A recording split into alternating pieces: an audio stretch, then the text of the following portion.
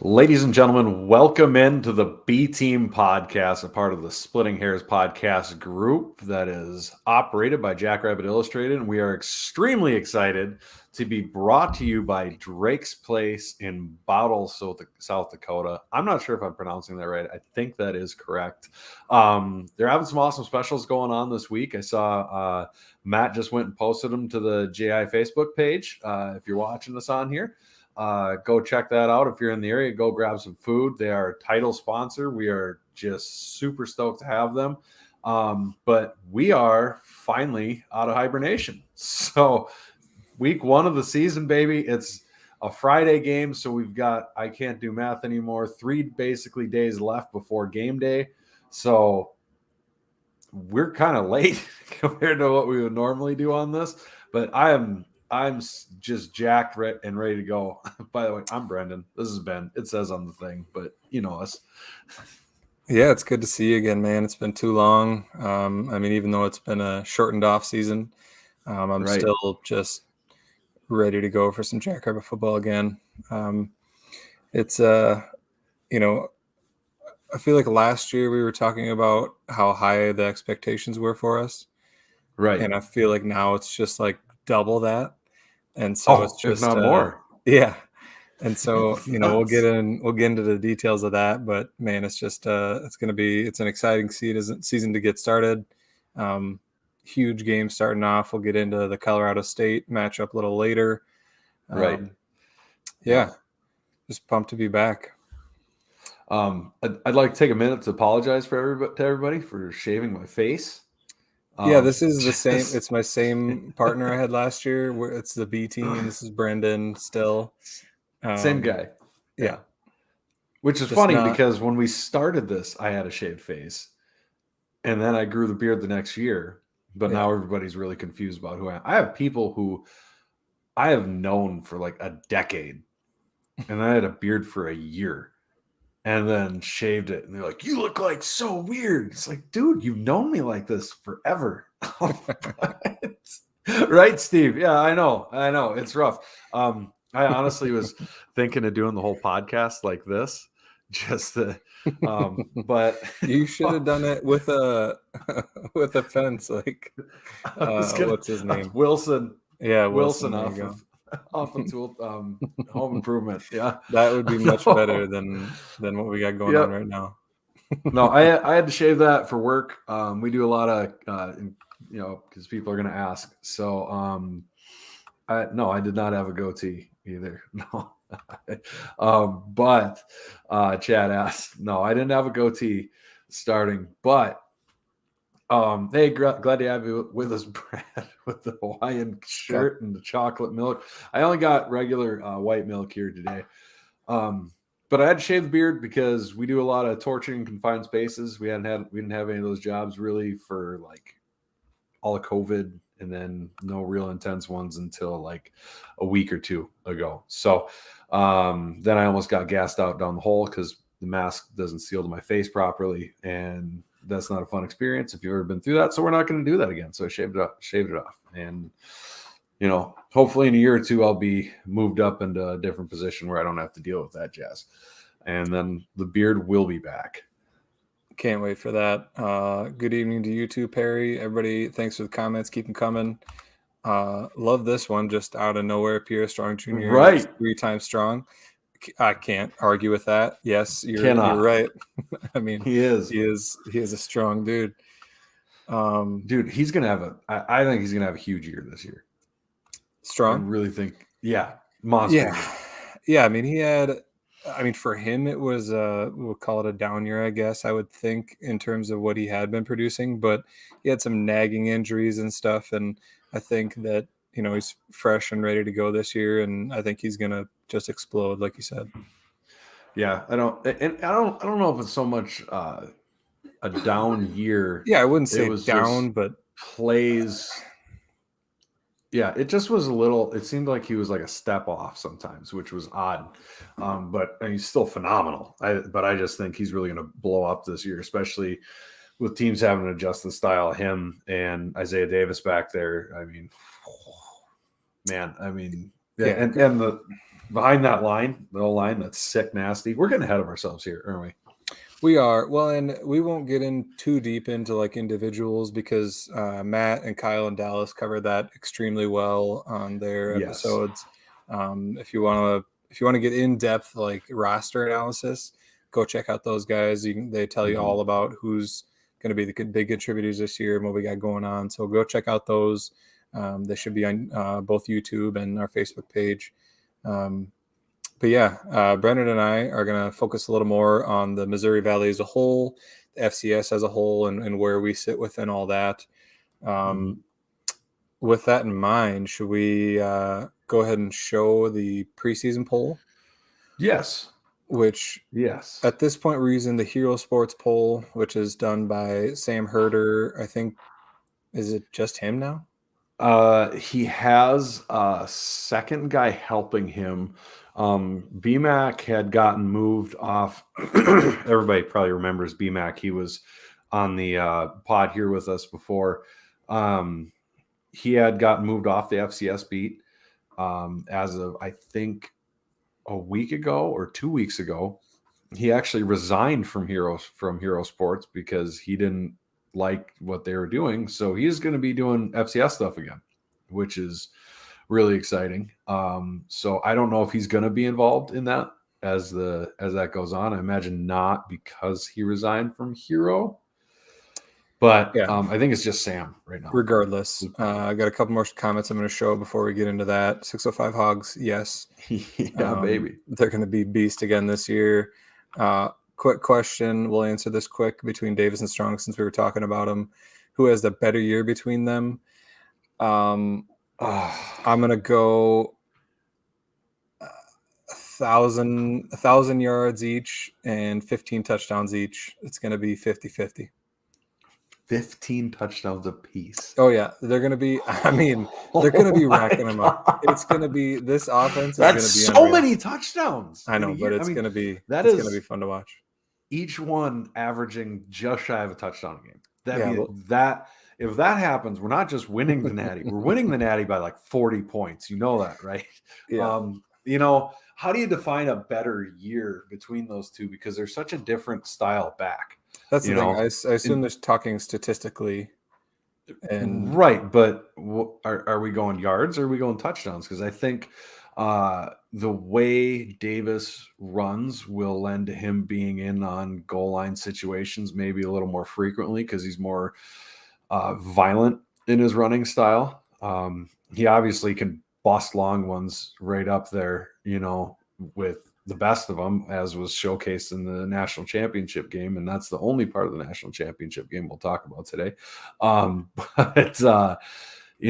Whereas Pierre is getting big chunk yards, but scoring 20, 15 yards. So I think Strong might have more yards this year by maybe 200-300 yards, but I think Davis will probably have like 4 more touchdowns just through goal line opportunities. And Strong's so good out of the backfield catching the ball too. So it'll be interesting to see how many. I think it'll be hard to split hairs on that.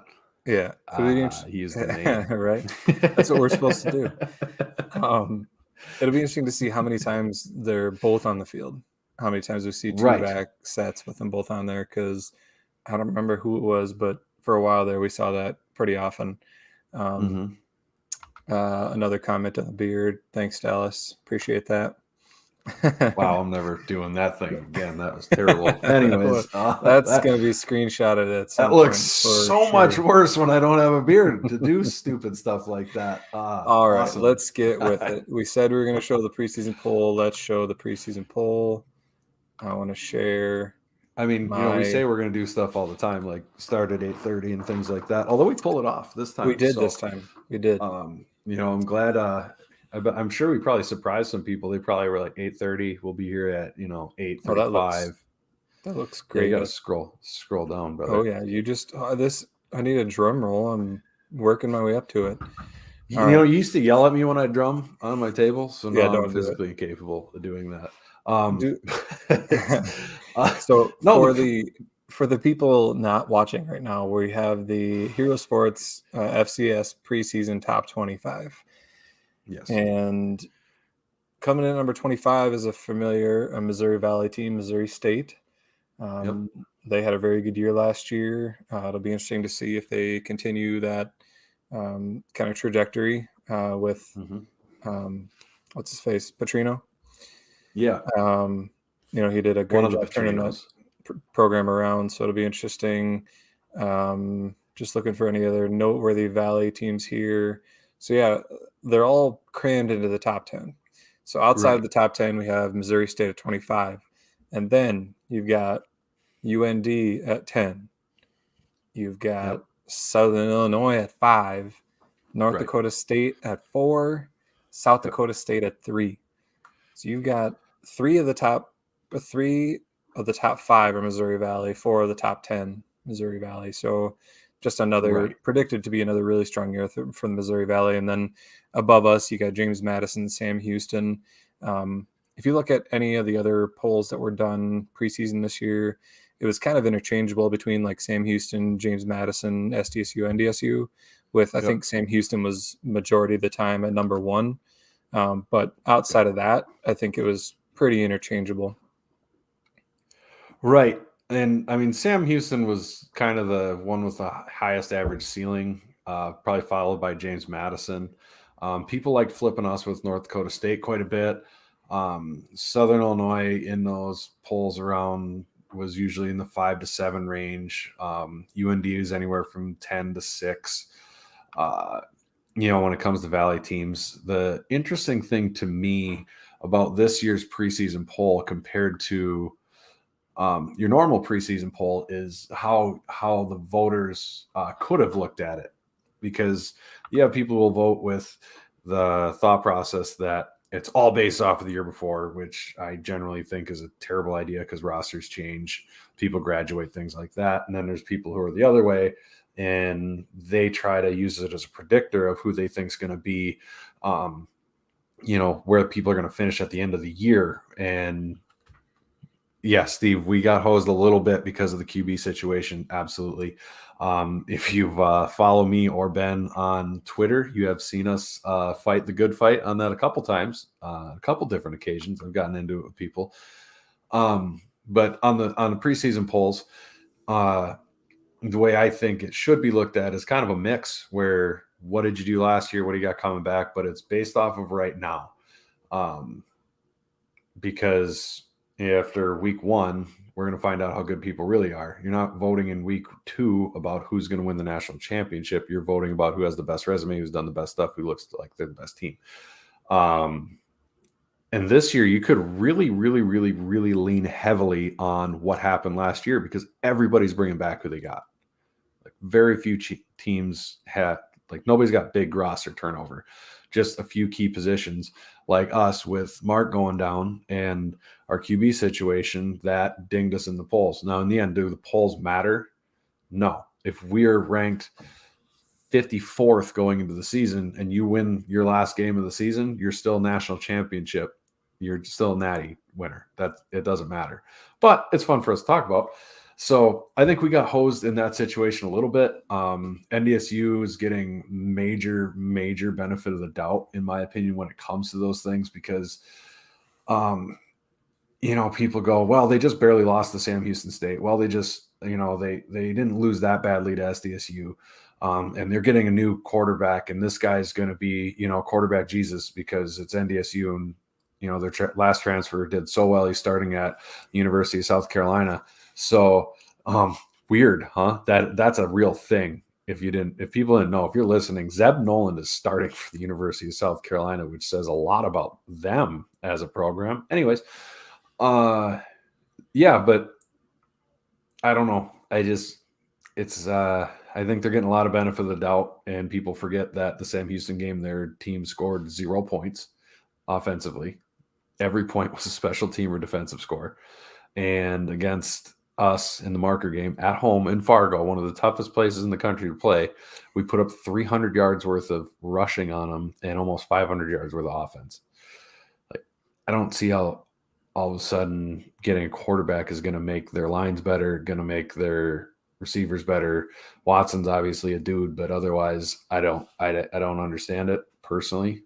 But and the polls as a whole, the preseason polls aren't worth getting worked up over, even though obviously I do sometimes.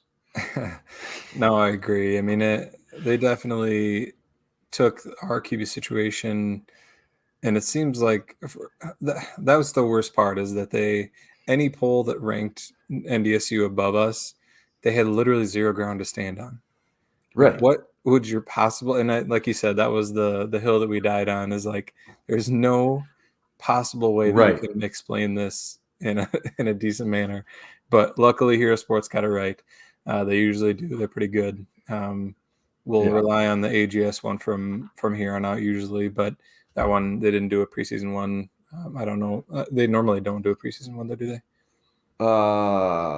That's like Oh, a eons long debate that we could probably do a yeah, whole podcast on why preseason polls are good and why they're bad. And yeah. actually, I think the FCS Fan Nation guys did do a podcast on that. And if you're starved for football right now, you need to follow Banner Eye on Twitter. We tweet out podcasts that are available all the time. Sam Herder has one. FCS Fans Nation has one. I mean, and the list goes on and on. Hair Raisers have one. That's another SDSU oriented one. They're a little more laid back and throwing some down while they're doing it. They're pretty fun. Yeah, Terry, you're right. I think the polls give us more determination. The lower the rank, the more encouragement it gives a team. I don't know if it's so much encouragement as it is determination. Everyone who's not ranked number one feels like they should be ranked number one. But if you're the caliber of team that SDSU is and you get them extra motivated, that's always a really good thing. Yeah. And, Steve has a good point here too, in terms of, we talk about the new quarterback, and he's right. He doesn't have to be a world beater. And he mentions Right. Brad Johnson won a Super Bowl. There's a few other examples like that, not world beater quarterbacks have won Super Bowls. And, like he's saying, with the team we got, he doesn't, all he has to do is really take care of the ball, be efficient, and make the right play. I'm just saying he's not going to have to come in and win the Walter Payton Award. I'm not sold on average quarterback. I think average is the wrong term. He's average there. Average quarterback. Brad Johnson, he did win a Super Bowl. Don't get me wrong. As has been pointed out by a couple other people, it's been a long time since but not with Minnesota. Mm-hmm. It's been a long time since a average quarterback won the FCS championship. Like, you got to go back to at least 2015 with Easton Stick, and even then they brought Carson Wentz in for the national championship game. I think you need at least a good quarterback, and I think average is going to be really hard to pull off, because I do think the level of talent that's in the FCS is higher than it might have been in the past 15 years, where just your level of athlete and coaching and facilities are so much higher. And that's why I don't think you're going to see a triple option team win anytime in the near future, by the way, is teams, once you get to that semifinal game. I mean, we've been there, we've seen it. JMU, if you have to go one-dimensional against them, that's a really tough road to hoe. An average quarterback against a really good defense, and then can be forced to be one-dimensional. We saw it happen with good quarterbacks, where we've been forced to be one-dimensional. I heard. So I think we do need good quarterback play. But like you said, I don't think we need Walter Payton Award winning quarterback play. And the good thing is we have a guy that is very, very promising. Right. His name, for everybody, I asked him personally because I didn't want to butcher his name. It's Oladokin. Chris Oladokin.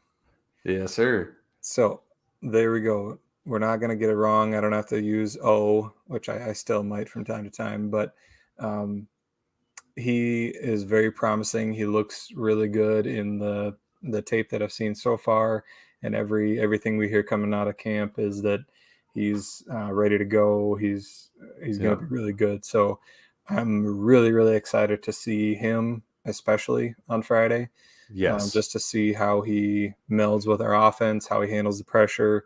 Um, it's when you got a guy that's got that much experience under his belt, I think we should be fine, and I think he'll do great. But that's just the big unknown right now is that Right. that's it. That's the only unknown we have. Just it's a Yeah. weird feeling going into football season, a college football season, especially with so much turnover. That is the only unknown we have. Right. Nice subtle name drop there by the way. I asked him personally. Go ahead and brush your shoulders off on that one. It's okay, guys. He Ben knows people. No, he graciously answered my Twitter DM, so I appreciate that. He was very Slide nice in the and responded. DMs. Look at you go. No, the positive thing about I know Matt and Kyle and Dallas said, you probably don't want, it'd be good to keep Colorado State guessing until the last minute. I do agree with that, but from where we're sitting, it is kind of nice that they named a quarterback because we get to talk about all the great stuff we've been hearing about him. And just from what I've heard from, a couple players and parents, things like that, he sounds like the real deal, for sure. But like you said, it's a weird feeling, having as much confidence as you do in every other position group, because we already watched them be good enough to make the national championship and be 19 seconds away from winning it. But it's also kind of it's weird in the sense that, not really weird, it's tough because quarterback is the one position where if you have one weakness in that position, that's the whole position. Whereas opposed to your offensive linemen, your receivers, linebackers, things like that, you have some other guys who can cover for him. So yeah, that's a big I think everybody's going to be staring at that position. Yeah, and like Terry says here, I mean, he's Oh my God. he's got a good point. Yeah. Yeah. Sure. What a weakness. What a weakness. No, We're gonna forget that. And and CFL quarterbacks. Right. Like, they have had a good run of quarterbacks, and they have. I don't know if we could say they relied on them, but have Right. they had success? I mean, they had a year last year where they didn't have good quarterback play, and they didn't have very much success. So, Right. I don't know. Clearly, it's important. Right. Other people are bothered by your beard. Just want to mention that. Yeah. Jordan knows. He lives by me. Yeah. Well, he's sad about it. Dallas said it's distracting. It is, isn't it? So I'm not ruggedly handsome anymore. I'm just straight handsome, and it bothers myself, honestly, when I wake up in the morning. It's just hard to stop looking at the mirror, get out the door on time. So if you're only listening, I do encourage you to check out our videos because we do have some good content at times. Maybe just wait until he grows his beard back. Not right now. We don't. Yeah, There's other times that, like when Matt and Kyle and Beth and Dallas are on there. Stick to the audio for now. Oh, there you go. You got one compliment. Oh, thank you. See, Tammy is my new favorite person who watches the show, and it's not close. The rest of you suck. So Matt's loving it too. The boss is watching. All right. Well, so we covered the FCS preseason poll. Let's take a look at the Missouri Valley preseason poll. Yeah. This one's going to be even harder to pull up for you because it's just tiny and in the corner. Actually, I found a nice PDF that they made. Look at you go. Oh, ad blocker detected. That's my favorite PDF. Oh, it is kind of tiny still. Dang it. But right. Let's look at the point across. Yeah. So I don't. Can you even see that? I can, but I'm looking at it on my computer. I don't know if the other people can. I'll make it as big as possible for everybody. So if you're watching the video, make it full size on your phone. You'll be able to read it probably. I think it's the first time in 10 years NDSU is not picked to be number one in the Missouri Valley Football Conference. You're welcome, America. Yes, and I believe it's since the first time since we've been in the Missouri Valley that we're picked number one. Yes, And on both. so this is a big deal. I mean, again, it's just a preseason poll, so take it for what it's worth. But I mean, I think it just kind of backs up, what we've been talking about in terms of how we have such high expectations for this season. Right. Um, so for those not watching, we are on top of the poll with 454 total points and 24 first place votes. NDSU is right below with 18 first place votes and 435 points, which again, I don't understand how they got 18 first place votes. It just doesn't make sense to me, but Yeah, we don't need to belabor that point. I can ramble on it all day if you like, I but know we nobody needs to could, hear but it that. wouldn't do any good. I mean, uh, We'd enjoy it and probably feel better. It'd be like a yeah, therapy session, but I don't it- I don't think anybody watching is like, yeah, give me two not hours of that. yeah, not looking to hear that again. I mean, clearly a lot relies on their transfer quarterback, which yes, he's from Virginia Tech, and yes, he had like one good game that he's got some good tape on. Um, we'll see if that translates or not Well, into. Go ahead. I just heard the craziest quote today driving home. I live in Fargo for another month here, and I'm driving home, and they're interviewing the quarterbacks coach, and the guy goes, "And what do you think of Matt Entz's quote?" So this must have been said by Matt Entz that accuracy is an overrated statistic. Um, and then their quarterback coach proceeded to go on and not talk a single word about how accuracy has improved, gotten better, or anything in any form or fashion. Just that he's been working hard and was coached well where he came from. And we've just worked on a couple things here. So uh, I don't call that a ringing endorsement. And that's also the strangest thing I've ever heard a coach say. Like, I get it. If you're throwing like a ton of deep balls, you're going to have a worse completion percentage. But like, I think his completion percentage was like in the low 50s when he was at Virginia Tech. So, Yeah. I So mean, and the dude's a freak athlete. Like if you look at him, he he's looks like he's huge. been starting in the NFL at linebacker for like 5 years because He's he's 245-pound quarterback. a beast. I'm sure he can throw the ball a mile. The question is how accurate is it going to be? Does he have touch on his passes? Because Mm-hmm. you have to have that. And so he's going to be a force in the run game. We know that, but you need to have the passing in there too. So enough about NDSU. Yes. Um, what do you think about UND sliding in above Oof. Southern Illinois on the preseason poll? Uh, see, this is the most interesting two team. Well, 3 through 5 to me are the most interesting teams on here. UND, if I was to pick, because generally there is that one team in the Valley. There's like 5 or 6 teams, or 4 to 5 teams that are ranked real high, like 1 through 12 range, right? And usually one of them, because of the nature of just being in the Valley and you're going to play each other, like bombs. And some of them bomb really hard. And to be honest, if I were to bet, and if I could make this bet, I might actually consider doing it on a team to drop significantly after their last season. Your two prime suspects would be North Dakota and Southern Illinois, because neither of them have really had a lot of sustained success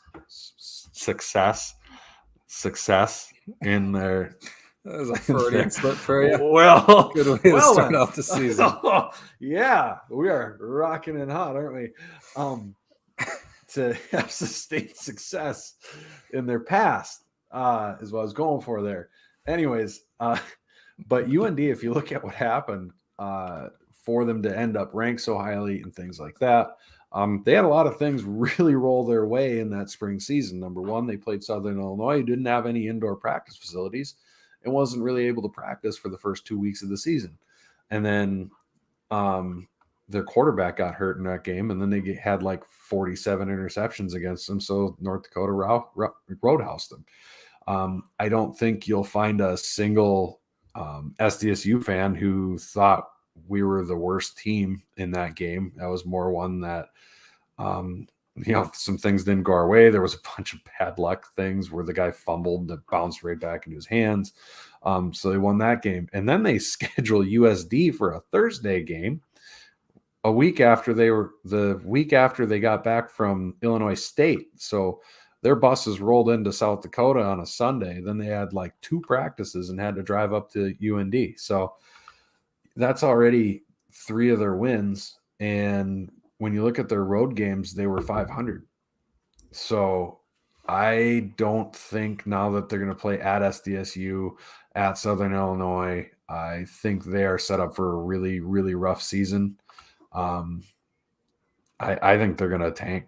Not tank. Well, yeah, tank. I think they're going to drop to like 7th in the conference. Yeah, I wouldn't be surprised. Like you said, they got a really tough road schedule, and like Chad says here, SIU should definitely be over them because they can win on the road, and I think they're just generally a better team. So yeah, we'll see how that pans out. But like you said, I would bet a lot of money that UND drops from 3 down to the 5 or 6 or 7 range. Right. And then so outside of those top 3, we got Southern Illinois, UNI, Missouri State, Illinois State, USD all the way down to number 8, Youngstown State, Indiana State at 10, and then Western Illinois at 11, which congrats to Indiana State. First game back in like 600 and some days, I think they said. Right. Yeah. And then won. So they held on against Eastern Illinois. So they're sitting pretty on top of the Missouri Valley right now. Enjoy and held on. Last. Held on was the right term too.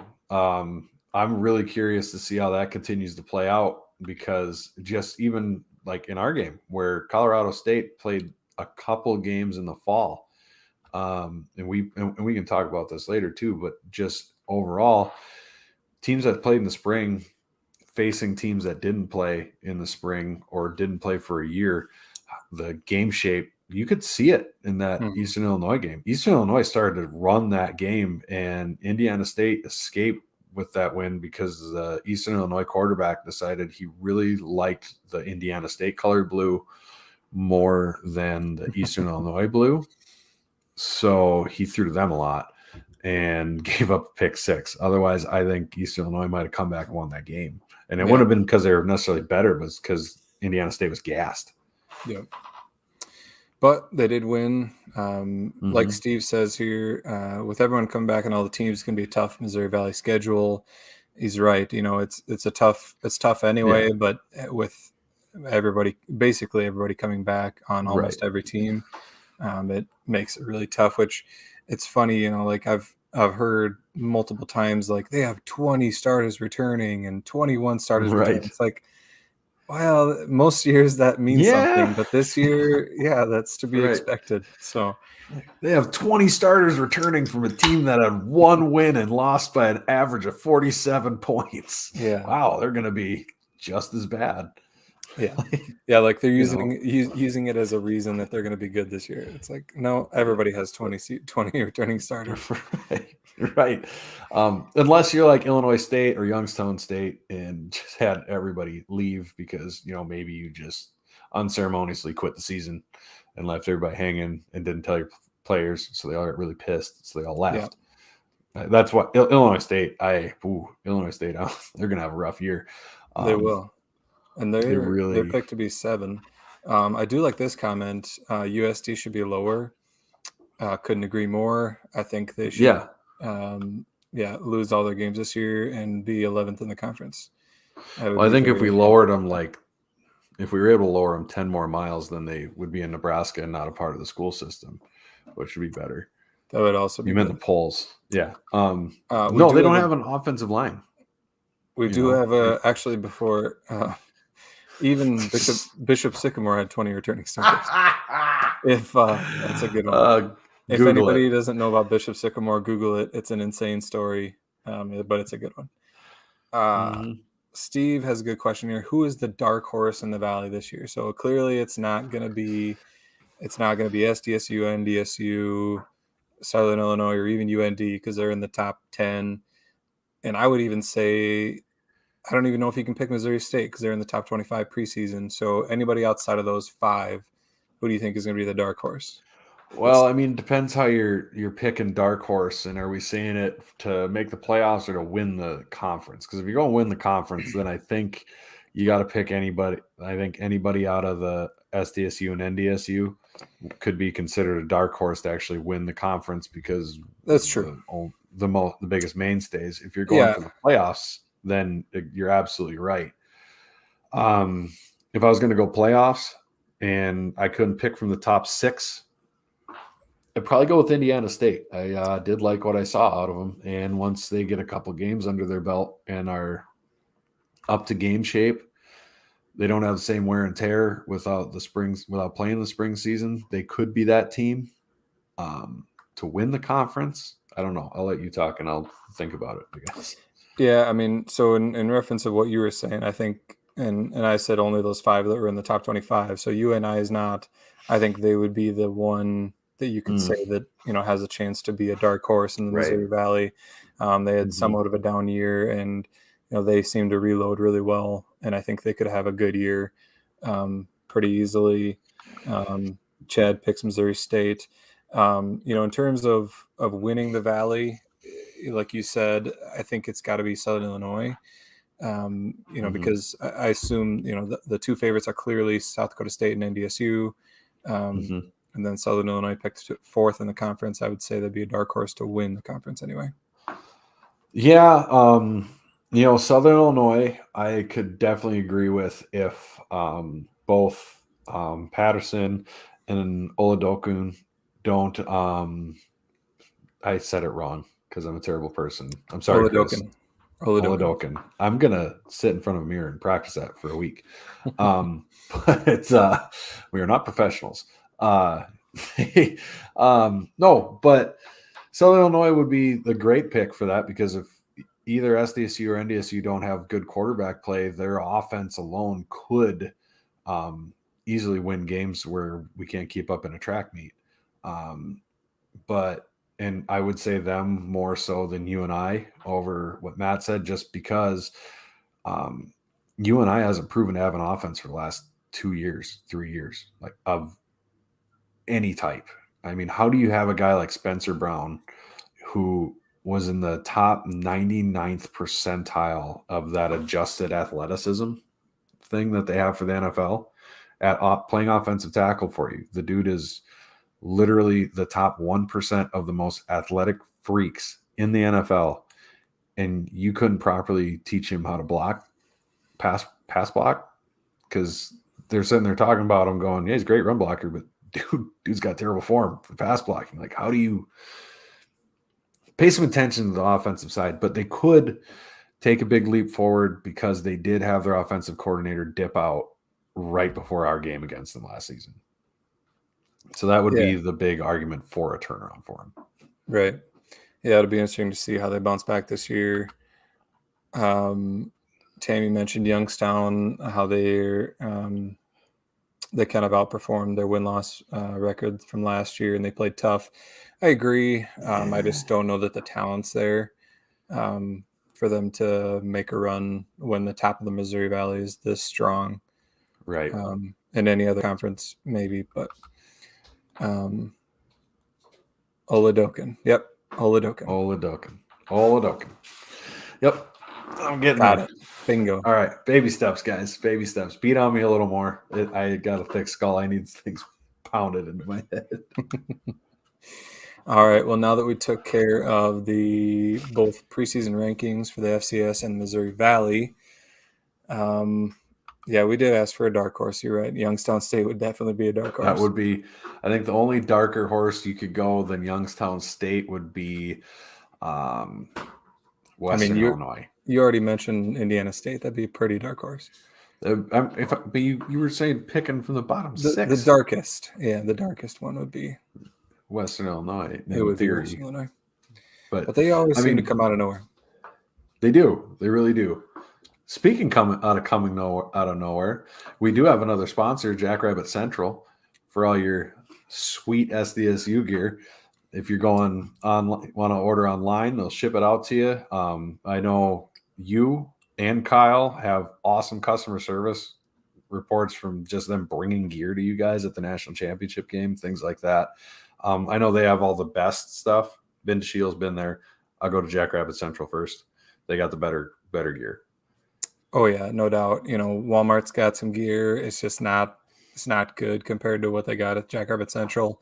Make sure you check out their stuff first because they've got the biggest selection, and yeah, it's the only place to shop for your Jack's gear.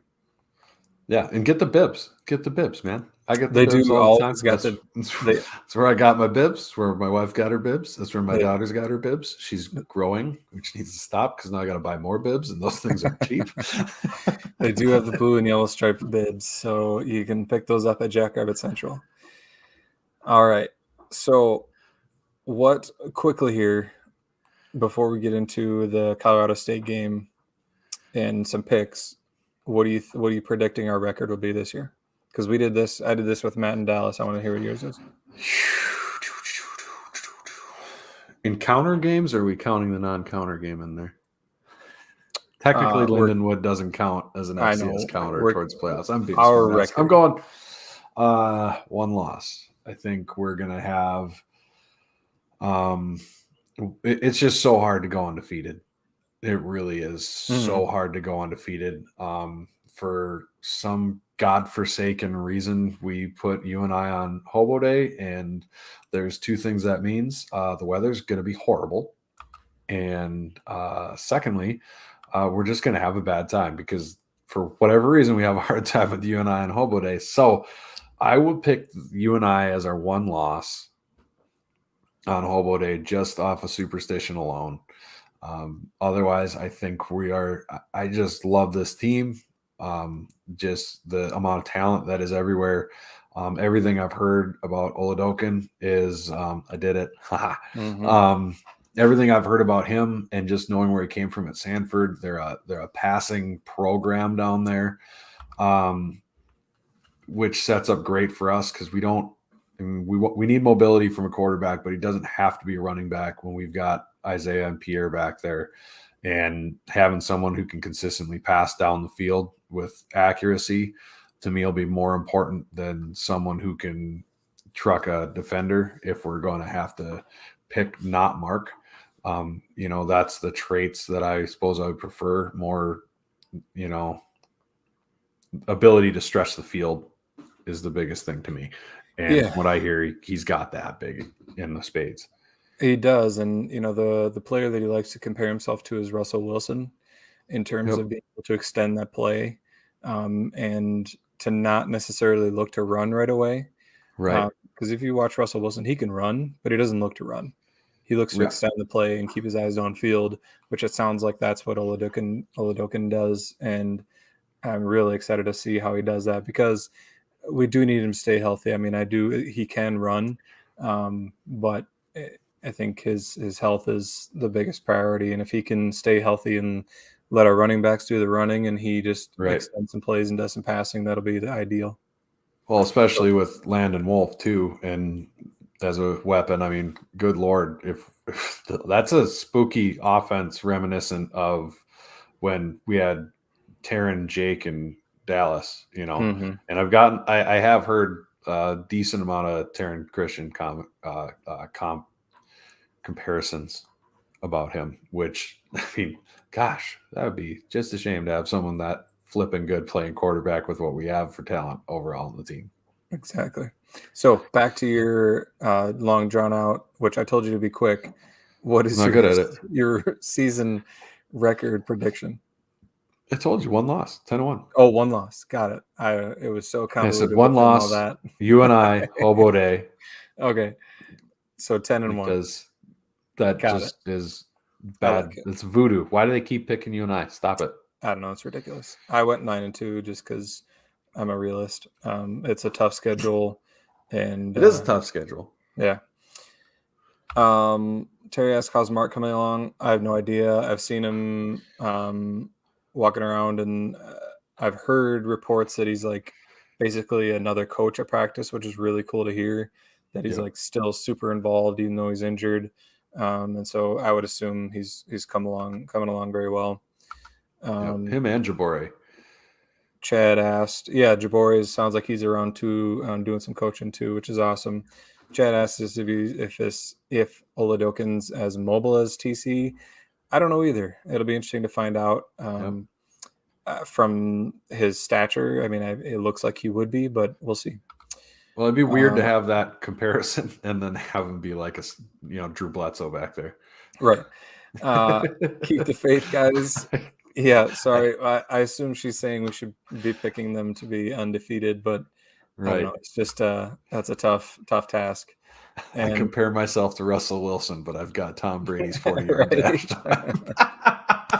That would be a very big surprise. Right. Steve mentions we do have the toughest games at home, which 100%. That is very, very true. And that's why I think we can get to that 10-1, 9-2 mark. Yep. With those tough games away, you got to be down in like 8-3 or 7-4. But yeah. And then the last comment I'll go here is, how is Wentz in the NFL but Taryn isn't? That's an extremely good question. I don't know how Taryn's not in the NFL. I think he's an NFL quarterback. Yeah. I don't have that answer. I don't have the NFL eye for talent. How did Cade not get drafted? How did Cade get let go today? I don't understand that. How did Roseboom get let go today? I don't know. I don't get paid to make those decisions. But on to the Colorado State game. Yes. Brad asked, how important is this Colorado State game, win or loss, for the rest of the season?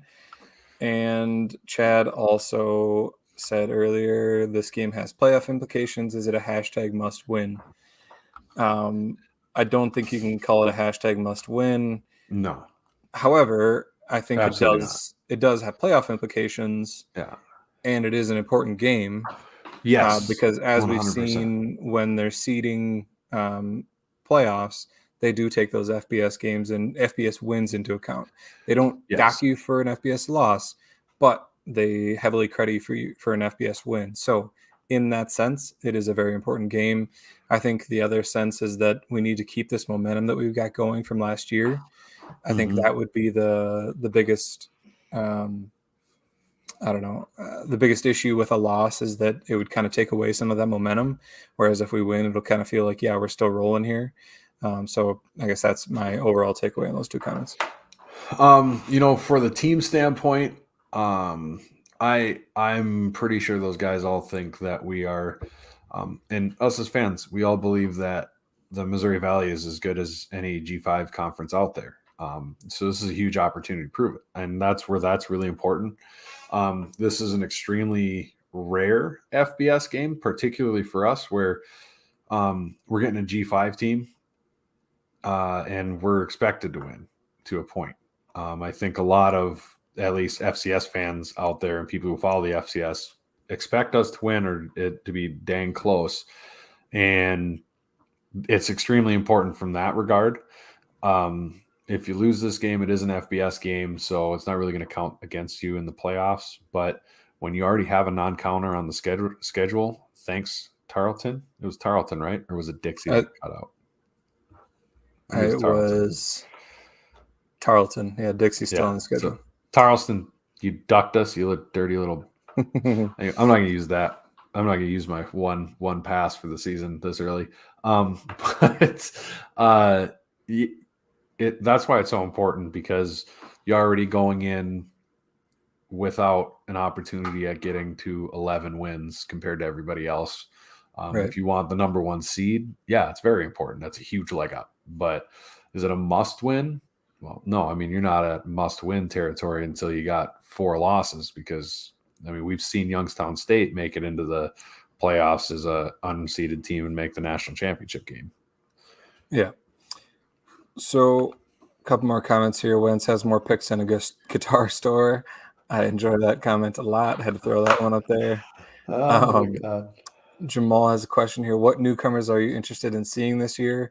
So this is an interesting year for newcomers because, again, it's a COVID year. We have everybody coming back. So it's going to be very, very tough for any newcomers to crack the the roster, I guess. And the one thing I think Stig mentioned in his show is that one of the only, I don't know if he said the only, but one of the freshmen that he expects to see some playing time is Amar Johnson at running back, and that's just because that's he's our third string running back, and usually the third string Right. running back sees quite a bit of action, and so I think that one, you could throw that name up there.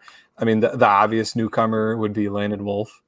I mean, Right. he's a newcomer, and Oladokin, for that matter, are both Mm-hmm. newcomers. So I mean, those guys for sure we're excited to see as well. Yes. Yeah, I think, really if you're going newcomers, you got to go Chris Oladokin and Landon Wolf just because, yeah, it's going to be really hard for a true freshman to make an impact when you got sixth-year seniors basically on the field. So, um, yeah, that's a tough one to answer. I'm sure we're going to see them get playing time, particularly in, like the Lindenwood game, and hopefully a couple others where they get a chance to get on the field. But as for making huge impacts on the game, you got to go Wolf and Oladokin. Yeah, I would agree. All right, so do we want to do picks first, or do we want to preview the Colorado State game first? Let's do picks first, and then we'll Okay, go ahead. we're gonna roll pretty quick through picks here, and then because we want to Brought save to some you time. by Shenanigans Bar and Grill on the west side of Sioux Falls. Shenanigans. I'm sure they're having the Jacks game on Friday night, 8:00. They're If you're having not an going there, official watch party hosted by baller. the Sioux Empire Staters. So That's right. go to Shenanigans. It is an awesome place. There'll be a watch party there. There'll be a ton of Jacks fans. They're going to have the game on most of the screens and the sound on in Shenanigans. Oh, baby. There That's you gonna go. be sweet. I kind of Yeah, want to drive to Sioux Falls just for that myself. dude, you should. I mean, that's gonna be my hangout. I know.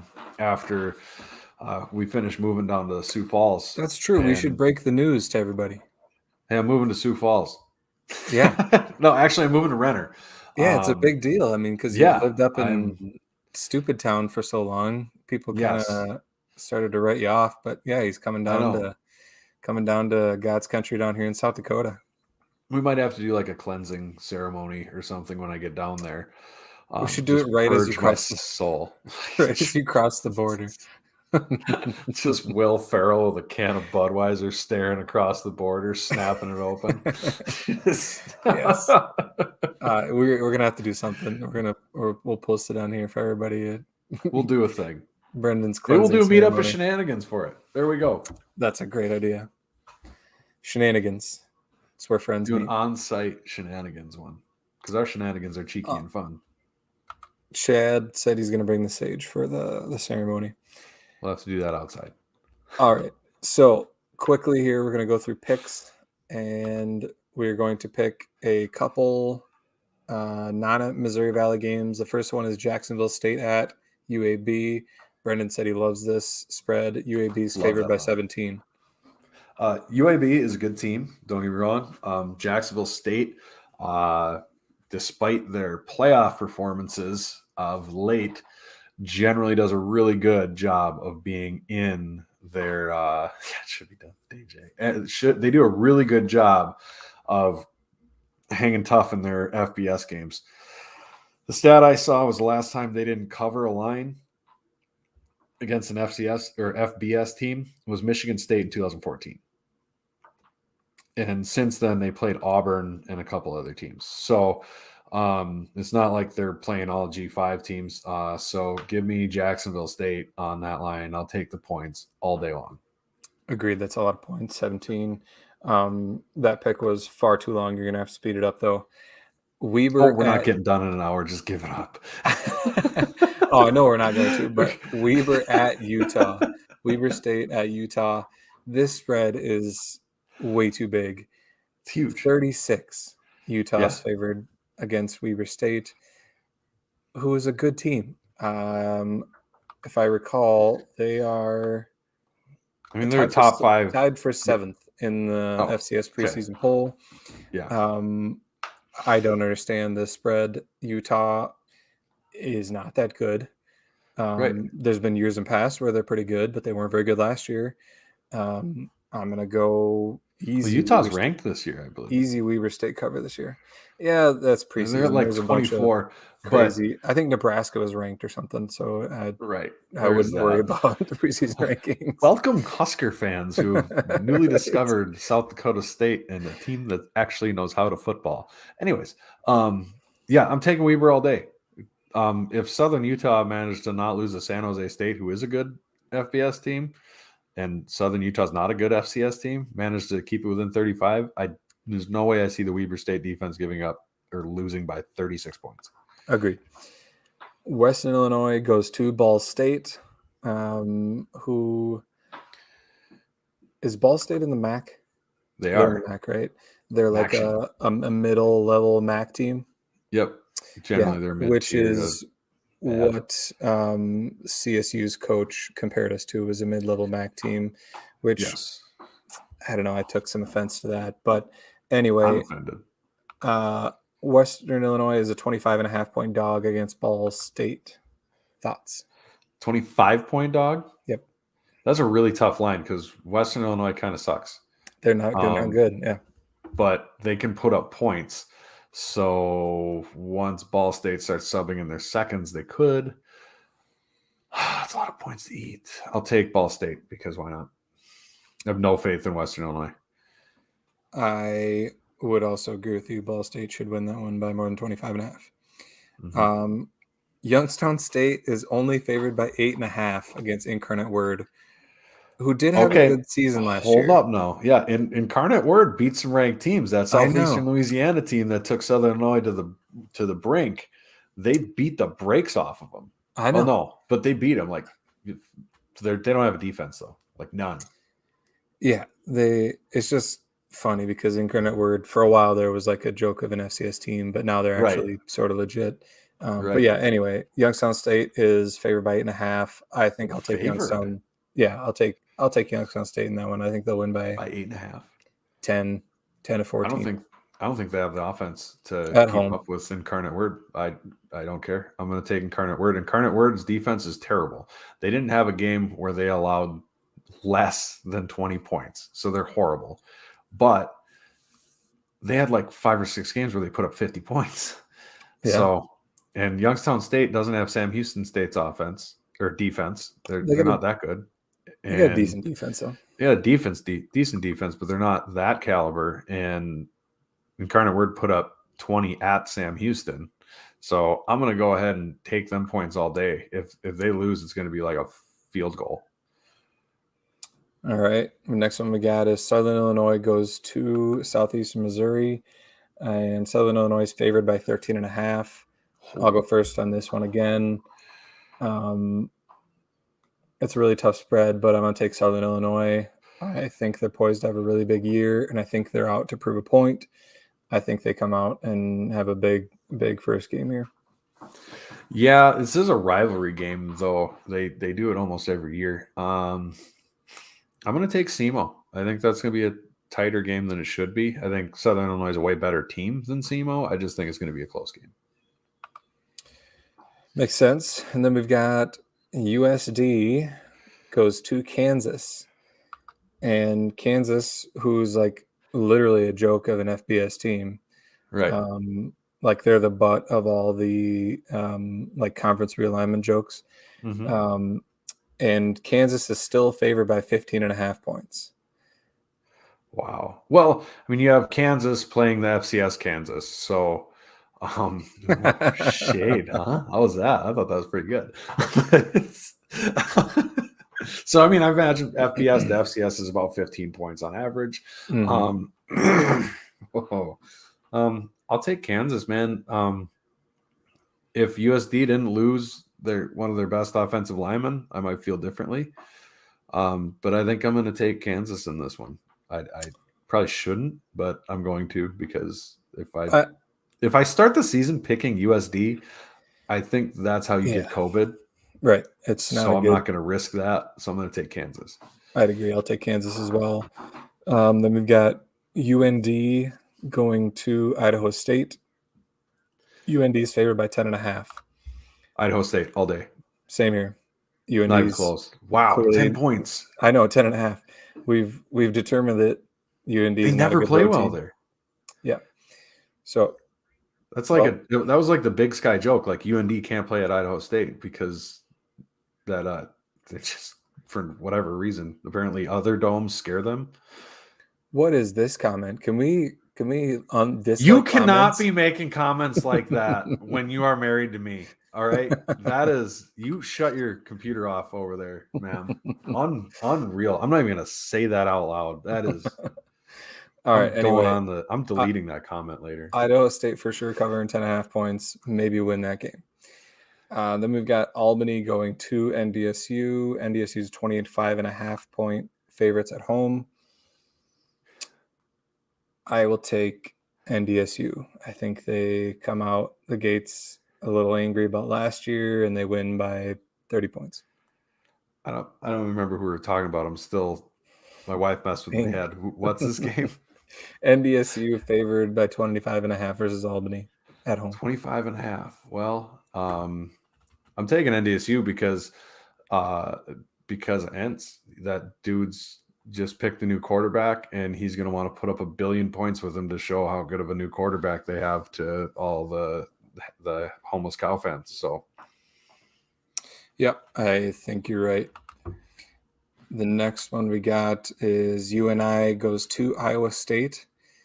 This is a large spread. Iowa State's supposed to be really good this year. I think they're ranked top 10 or something crazy. 7. I remember 7. Yeah. When I was looking at it. Yeah. Iowa State is favored by 37.5 points at home. Yeah, 37.5 at home versus UNI. There's 2 things that UNI is good at: ruining my hobo day and having really close games with Iowa State. Yeah. Wasn't it like, I think it was 2 years ago when they... Yeah, when Iowa State was ranked and or close to ranked, and UNI was supposed to be not great again. And I mean, I said that comes off wrong, but they weren't expected to be awesome. And they almost won that game with no offense. They should have won. Sounds eerily similar. Right.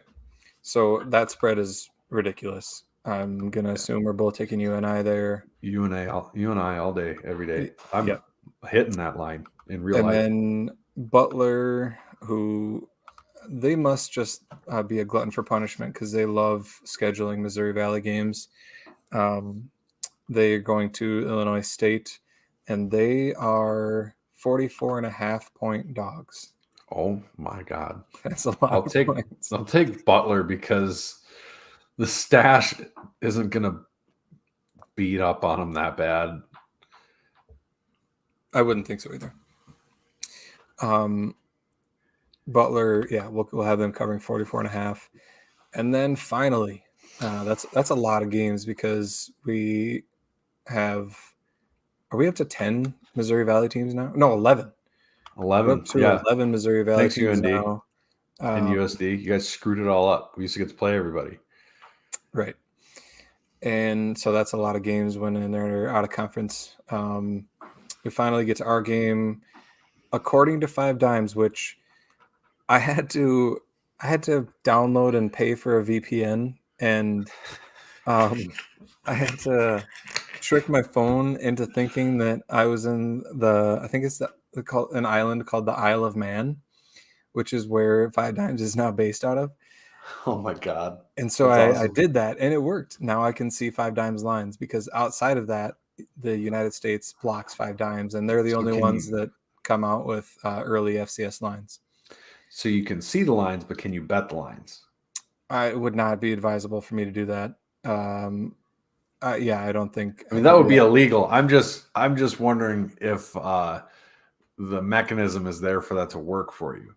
No, if I put in you have to put in your address and everything. If I put in United States address, they would, because they got in a bunch of trouble from the United States. They're staying away now. So anyway, I went through a sketchy channel. God bless you for paying for the VPN so we can know these lines. I get it, but I got it. Isle of Man. TT is insane. Look it up on YouTube. I don't know what TT is. Me neither. Anyway, we'll have to look it up on YouTube. So SDSU, Are you ready for this? Is favored against Colorado State by 3.5. I'm very surprised by this.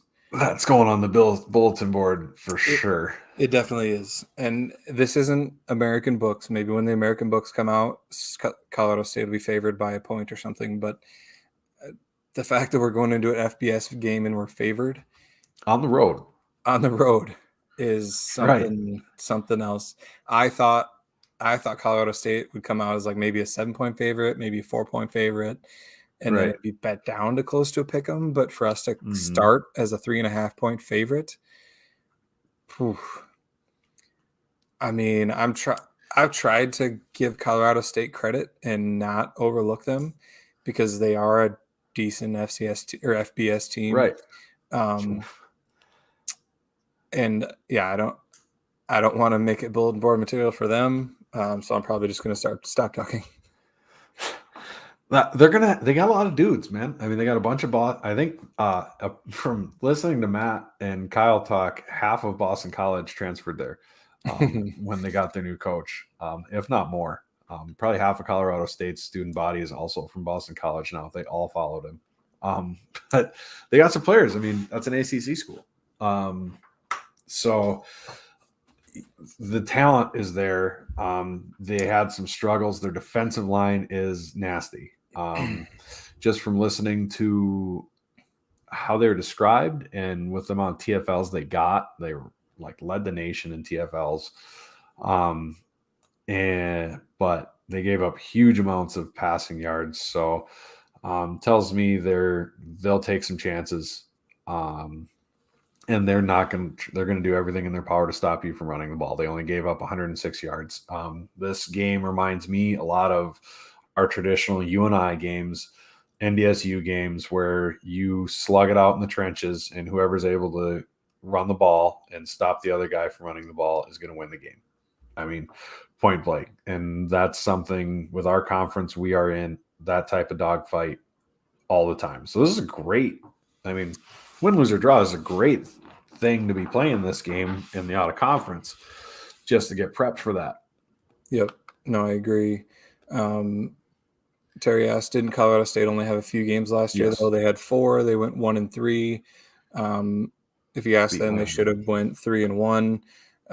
They had a lot of special teams issues, which I think is going to be a big thing in this game, taking advantage of their special teams vulnerabilities. I'd be surprised if they fixed them all in the offseason. And it'll be real interesting. I saw Landon Wolf, who's our new wide receiver transfer from Oklahoma State. He's listed as a punt returner. And he's a speedster, man. And so I'm real excited to see what he can do. Obviously, we've seen what Isaiah Davis and I think it's Jaden Yonke is listed as the other kick returner. We've seen what they can do. We know that they're dangerous too. So that'll be a big thing is if we can take advantage of the special teams vulnerabilities that they may have. You mentioned high caliber players. I think their highest caliber player is probably their tight end, Trey McBride. He's predicted to go fairly high in the NFL draft. And so I think he's going to be a huge key to the game. They had real problems with third down conversion rate last year. And if you want to convert a lot of third downs, dump it to your tight end. And, they've got a good one. And so we're going to have to really key on him, especially on third downs. Maybe have Backus shade him possibly because Backus is so good in coverage. I see even potentially like Isaiah Stallbird, if he's in on a third down package, having him play linebacker and shade the McBride at tight end. So, yeah, we'll have to really pay attention to what he's doing. Yeah, I mean, guaranteed. At least they claim he's the best tight end in the country. So we have had that weapon before, and now we'll be facing that weapon. He's just not bracketed by Jake Wieneke. So I'm really looking forward to this game. This is the game that we've talked about as hardcore Jacks fans and Missouri Valley fans forever, that we can just knock out these. We're as good as these G5 teams, and it's not the Power 5 traditional mismatch where you're punching up a real weight class. We feel this is our weight class. So it's time to go prove it, and this team's got a lot to prove. We may not have the line bulletin board material, but boy, there's sure been plenty flying around before the season. This is the most doubt I've ever seen for a team that made the national title game and brought everybody back. Granted, we made fun of this earlier. Everybody's bringing everybody back, but we were the team that were there, and it wasn't a miracle. Yes, we had the big comeback against Southern Illinois, but it's not like we had to pull something off like Sam Houston did. And win really tight game after tight game. So there's a lot of stuff for these guys to prove. And this is going to be an interesting season anyways, because this is the first time that we got the target on our back. So I'm really excited to see Oladokin, to see how the team comes out, how sharp we are compared to Colorado State. And it's going to be fun. Yeah. Just completely jacked for the game too. Can't wait to get to Fort Collins. Are you going to remember the game? That's a really good question. Can't answer that at this point. Terry mentions with limited play time, is Colorado State really going to show up with the defense they've had in the past? It's kind of a debate on whether, whether it's an advantage for us to have played in the spring or not. Right. I think that'll be a real interesting thing to watch, as we played longer than anybody in the spring, and so we had a shorter break coming back. Now, I mean, these kids are super young, and we stayed fairly healthy in the off season. I would think it's not going to be an issue, and maybe even be an advantage for us to have been in real game action that short ago. But it'll be interesting to see how that plays out. I mean, I think that should be an advantage to us just after watching that Eastern Illinois game. This might be the opposite of what traditionally happens in an FBS matchup, where your top end guys are every bit as good as theirs, so it's a tight game, and then eventually you start to wear down due to depth. Whereas, I think we have all the depth in the world. I mean, we have incredible depth, but B, we didn't get done, like you said, we didn't get done playing that long ago. I think we'll be much closer to mid-season shape than Colorado State will be. And I think we might really see that show in the second half, which when you've got Isaiah Davis and Pierre Strong coming at you, getting your butt handed to you by the 605 Hogs, having to bash heads with them all game, that is a great recipe, in my opinion, for us. That is a tough recipe to go up against if you're Colorado State. Yeah, no doubt. I mean, and I think that's going to be a big thing for us, is to really get out early and really take their will.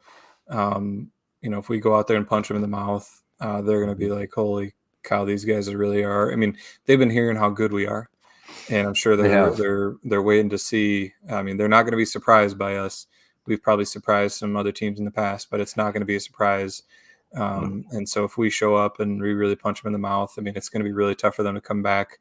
If we let them get some confidence, go and get the crowd into the game, we could be in for a dogfight.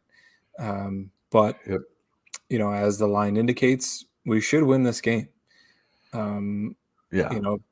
Honestly, even I didn't expect us to be favored in this game, and I was still going to say that we should win this game because I think we're that good. But the line kind of backs up the fact that we really should win this game.